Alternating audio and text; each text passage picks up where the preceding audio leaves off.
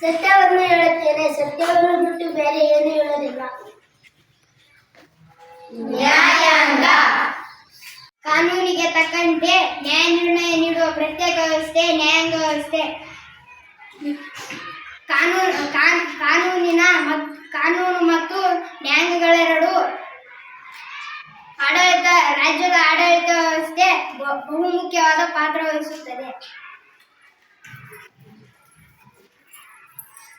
ನ್ಯಾಯಾಲಯಗಳ ಕಾರ್ಯಗಳು. ನ್ಯಾಯಾಂಗವು ಶಾಸಕಾಂಗ ರೂಪಿಸಿದ ಕಾಯಿದೆಗಳನ್ನು ಅರ್ಥವಿವರಣೆ ನೀಡುತ್ತದೆ. ಅವು ವ್ಯಕ್ತಿಗಳ ನಡುವೆ ಮತ್ತು ವ್ಯಕ್ತಿಗಳ ಹಾಗೂ ಸರ್ಕಾರಗಳ ನಡುವೆ ಉಂಟಾದ ವಿವಾದವನ್ನು ಅಲಸಿ ತೀರ್ಪು ಕೊಡುತ್ತದೆ. ಪ್ರಜೆಗಳ ಆಸ್ತಿ, ಪ್ರಾಣ ಮತ್ತು ಗೌರವ ಹಕ್ಕುಗಳನ್ನು ಕಾಯುವ ಬಹುಮುಖ್ಯವಾದ ಕಾರ್ಯವನ್ನು ನ್ಯಾಯಾಲಯವು ಮಾಡುತ್ತವೆ. ನ್ಯಾಯಾಲಯಗಳು ಶಾಸಕಾಂಗ ಅಥವಾ ಕಾರ್ಯಗಳ ನಿಯಂತ್ರಣಕ್ಕೆ ಒಳಪಟ್ಟಿಲ್ಲ.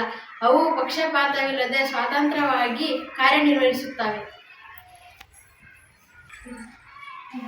ಸರ್ವೋಚ್ಚ ನ್ಯಾಯಾಲಯ. ನಮ್ಮ ಸಂವಿಧಾನವು ದೇಶದ ಏಕತೆಯನ್ನು ಕಾಪಾಡುವ ದೃಷ್ಟಿಯಿಂದ ಇಡೀ ದೇಶಕ್ಕೆ ಅನ್ವಯವಾಗುವ ನ್ಯಾಯಾಂಗ ಪದ್ಧತಿಯನ್ನು ಅಳವಡಿಸಿದೆ.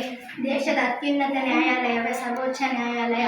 ಇದರಲ್ಲಿ ಮುಖ್ಯ ನ್ಯಾಯಾಧೀಶರನ್ನು ಒಳಗೊಂಡ 34 ನ್ಯಾಯಾಧೀಶರು ಇರುವರು. ಇವರನ್ನು ರಾಷ್ಟ್ರಪತಿ ನೇಮಕ ಮಾಡುತ್ತಾರೆ. ಸರ್ವೋಚ್ಚ ನ್ಯಾಯಾಲಯವು ನವದೆಹಲಿಯಲ್ಲಿದೆ. ಉಚ್ಚ ನ್ಯಾಯಾಲಯ. ರಾಜ್ಯ ಮಟ್ಟದ ಅತ್ಯುನ್ನತ ನ್ಯಾಯಾಲಯವೇ ಉಚ್ಚ ನ್ಯಾಯಾಲಯವಾಗಿದೆ. ಕರ್ನಾಟಕ ರಾಜ್ಯದ ಉಚ್ಚ ನ್ಯಾಯಾಲಯವು ಹೈಕೋರ್ಟ್ ಬೆಂಗಳೂರು ಮಹಾನಗರದಲ್ಲಿದೆ. ಉಚ್ಚ ನ್ಯಾಯಾಲಯದಲ್ಲಿ ನ್ಯಾಯಾಧೀಶರು ಮತ್ತು ಮುಖ್ಯ ನ್ಯಾಯಾಧೀಶರನ್ನು ಒಳಗೊಂಡಿರುತ್ತದೆ. ಒಟ್ಟು ದೇಶದಲ್ಲಿ 25 ಉಚ್ಚ ನ್ಯಾಯಾಲಯಗಳಿವೆ. ಸರ್ವೋಚ್ಚ ನ್ಯಾಯಾಲಯದ ನ್ಯಾಯಾಧೀಶರ ಅರ್ಹತೆಗಳು. ಯಾವುದಾದರೂ ಒಂದು ಉಚ್ಚ ನ್ಯಾಯಾಲಯದಲ್ಲಿ ಕನಿಷ್ಠ ಪಕ್ಷ 5 ವರ್ಷಗಳ ಕಾಲ ನ್ಯಾಯಾಧೀಶರಾಗಿರಬೇಕು. ಕನಿಷ್ಠ 10 ವರ್ಷಗಳ ಕಾಲ ಉಚ್ಚ ನ್ಯಾಯಾಲಯದಲ್ಲಿ ನ್ಯಾಯವಾದಿಯಾಗಿರಬೇಕು ಅಥವಾ ರಾಷ್ಟ್ರಪತಿಯವರ ಅಭಿಪ್ರಾಯದಲ್ಲಿ ಪ್ರಸಿದ್ಧ ನ್ಯಾಯಶಾಸ್ತ್ರಜ್ಞ ಆಗಿರಬೇಕು. ನ್ಯಾಯಾಧೀಶರ ನಿವೃತ್ತಿಯ ವಯೋಮಿತಿ 65 ವರ್ಷ.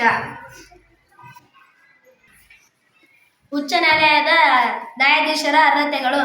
ಭಾರತದ ಪ್ರಜೆಗಳಾಗಿರಬೇಕು. ಕನಿಷ್ಠ 10 ವರ್ಷಗಳ ಕಾಲ ಭಾರತದ ನ್ಯಾಯಾಂಗದಲ್ಲಿ ಸೇವೆ ಸಲ್ಲಿಸಿರಬೇಕು ಅಥವಾ 10 ವರ್ಷಗಳ ಕಾಲ ಉಚ್ಚ ನ್ಯಾಯಾಲಯದಲ್ಲಿ ವಕೀಲರಾಗಿ ಸೇವೆ ಸಲ್ಲಿಸಿರಬೇಕು. ಉಚ್ಚ ನ್ಯಾಯಾಲಯದ ನ್ಯಾಯಾಧೀಶರು ನಿವೃತ್ತಿ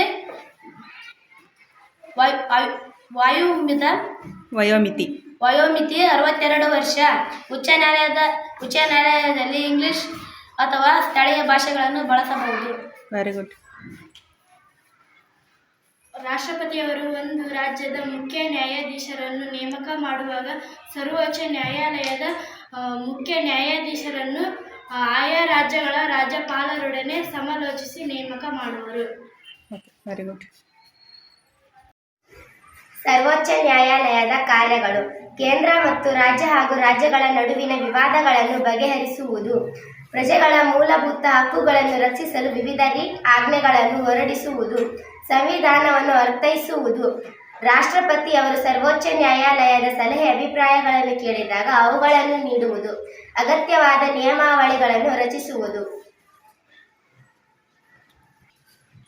ಉಚ್ಚ ನ್ಯಾಯಾಲಯಗಳ ಕಾರ್ಯಗಳು. ಪೌರರ ಮೂಲಭೂತ ಹಕ್ಕುಗಳನ್ನು ರಕ್ಷಿಸಲು ವಿವಿಧ ರಿಟ್ ಆಜ್ಞೆಗಳನ್ನು ಹೊರಡಿಸುವುದು. ಆ ದಿನ ನ್ಯಾಯಾಲಯ ಮೇಲ್ವಿಚಾರಗಳನ್ನು ಮಾಡುವುದು ಮತ್ತು ಅವುಗಳ ಕಾರ್ಯನಿರ್ವಹಣೆ.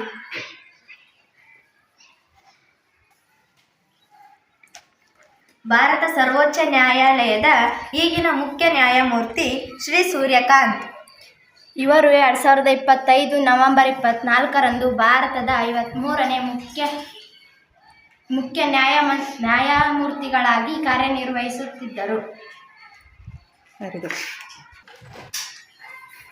ಪ್ರಸ್ತುತ ಕರ್ನಾಟಕ ಉಚ್ಚ ನ್ಯಾಯಾಲಯದ ಪ್ರಮುಖ ನ್ಯಾಯಮೂರ್ತಿ ಶ್ರೀ ನ್ಯಾಯಮೂರ್ತಿ ವಿಭು ಬಕ್ರು.